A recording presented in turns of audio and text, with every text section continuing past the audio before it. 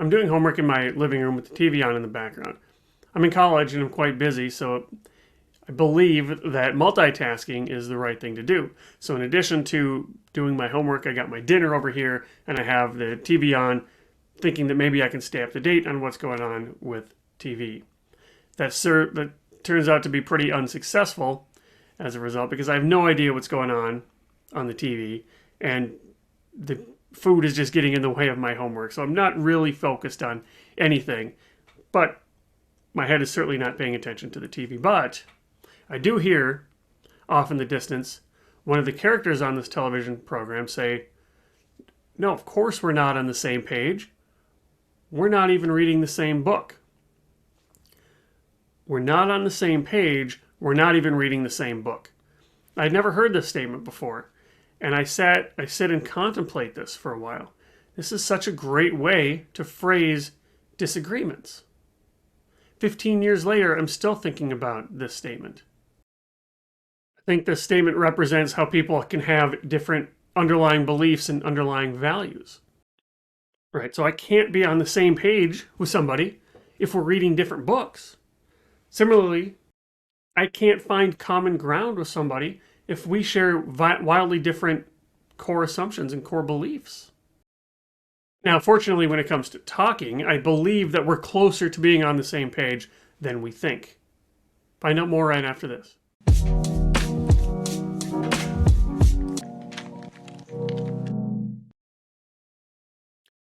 Hey, it's Derek Hagan. I'm a financial therapist and writer here with another money health presentation. We're going to talk about couples, conversations, and money.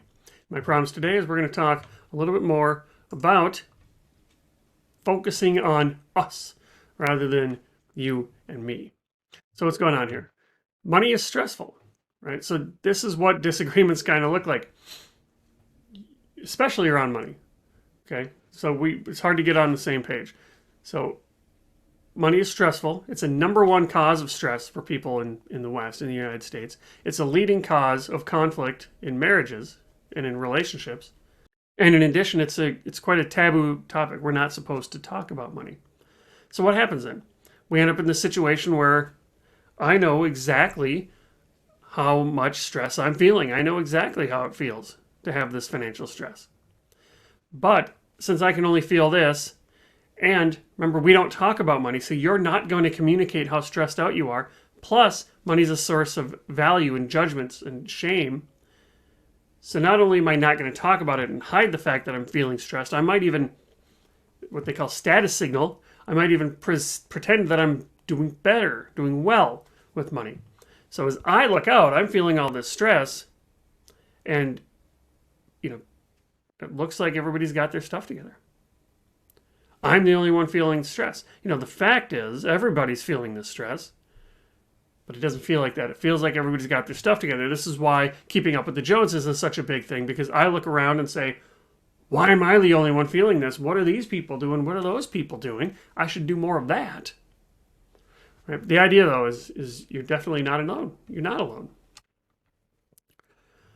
Now, when it comes down to why do we get into disagreements, right? So we don't talk about money as a culture with our friends, but it can even be scarier in our intimate relationships, our close friendships, our romantic relationships, because of this fear of judgment. This fear of judgment says, I don't want my really close friends or my partner to think that I don't know how to do this stuff. So we get into the fights. We hide things. We don't want to talk about it.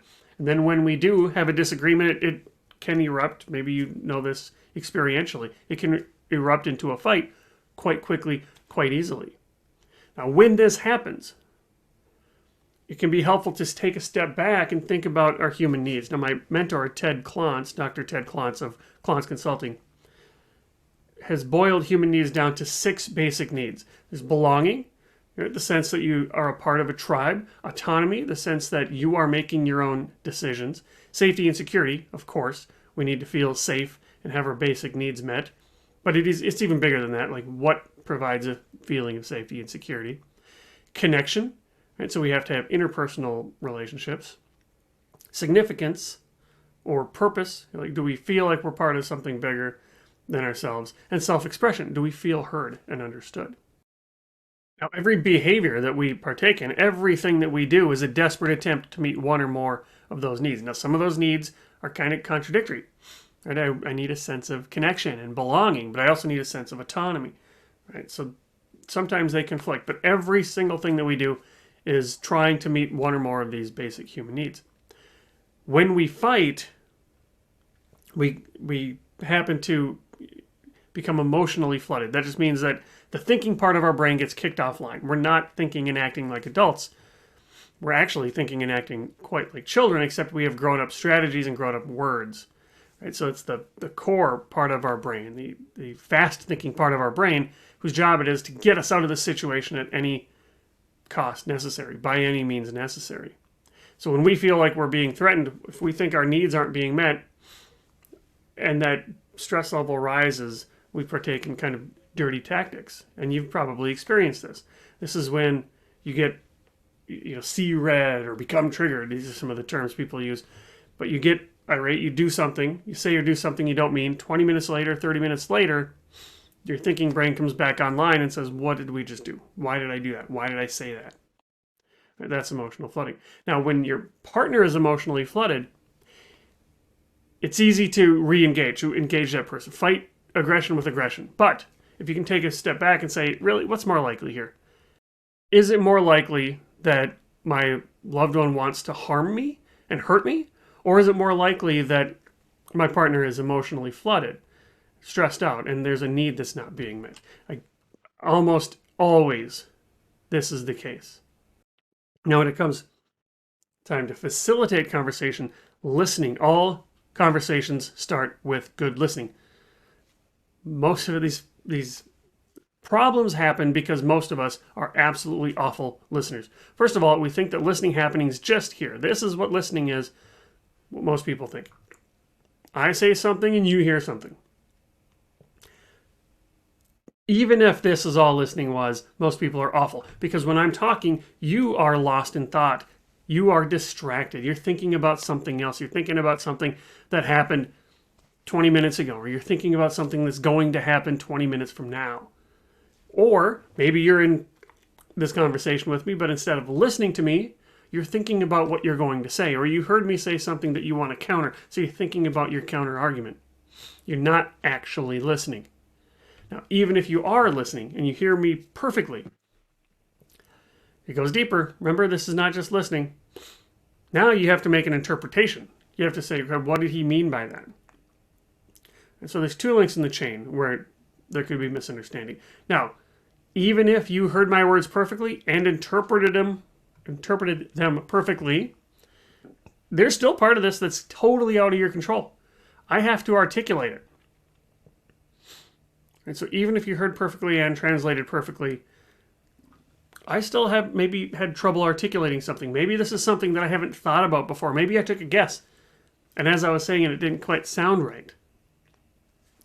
So even if you're perfect, there's still a part of this that's outside of your control. So you still need to check for understanding. This is called reflecting back, or mirroring. Here's what I thought you said. Is that right? It sounds like this is the case. Is that correct? So then the idea is a good listener helps this aspect of it. A good listener helps a speaker say what they mean. Check for understanding. If you don't, and you got 3 potential sources of misunderstanding here, if you don't check in, you're going to run and operate on faulty assumptions. Then you're going to say something wrong and the speaker's going to blow up. And then, this just spirals out of control very, very quickly.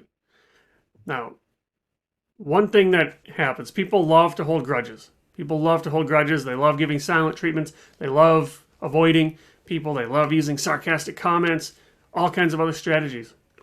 The built-in assumption is that you've got unlimited time. There'll always be more time. We can always make up later. I can always apologize later. But you always can't.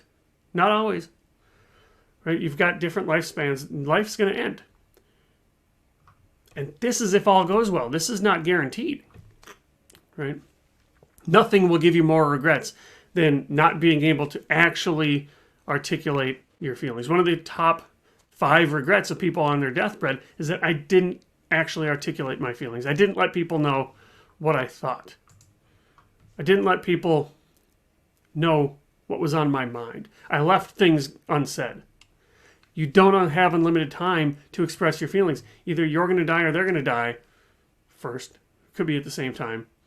But you don't have unlimited time. Every day is a gift. Every day is a day that you get to spend with your partner. Right? Don't let these disagreements waste too much time. There's more common ground than you think. When there's a disagreement, try to understand what is on the other person's mind. What are they actually trying to articulate? Find that common ground. Then you can start to maybe say, where do we differ? And then we can try to figure out why we differ. Is it because we have different values? Do we just believe different things? Right? Just a simple, stupid example. Right? If one partner says, we do laundry when the laundry's full, and the other partner has a belief that I do laundry once a week, and the fight happens to be, hey, you never want to do laundry. It's like, yeah, I do. You just do it sooner, right? The common ground is we both want laundry done. The difference is around values. The difference is around one person says, I think laundry needs to be done as it happens. The other person says, I think laundry should be done once so we can batch it and do it all at once. Stupid, simple example, but that's the idea. What do we have in common? What do we actually disagree about? Because you have more in common than you think. You only have one life. Live intentionally.